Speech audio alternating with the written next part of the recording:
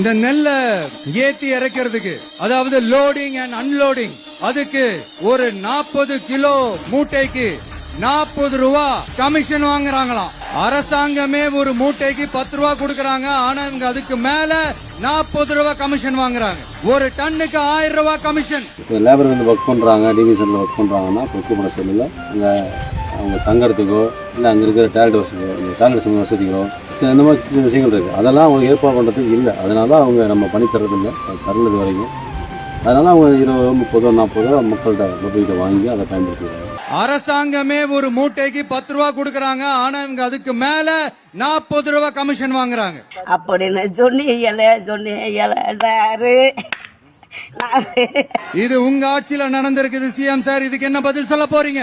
திமுக ஆட்சியில வாங்கினா அதுக்கு விஜய் சார் வச்ச பேரு கமிஷன். அதுவே தாவேக ஆட்சியில் வாங்கினா அதுக்கு பேரு அடிப்படை வசதி. விஜய் சார், உங்க மாற்றம் துர்நாற்றமா இருக்கு சார். இதுக்கெல்லாம் பேர் என்ன தெரியுமா?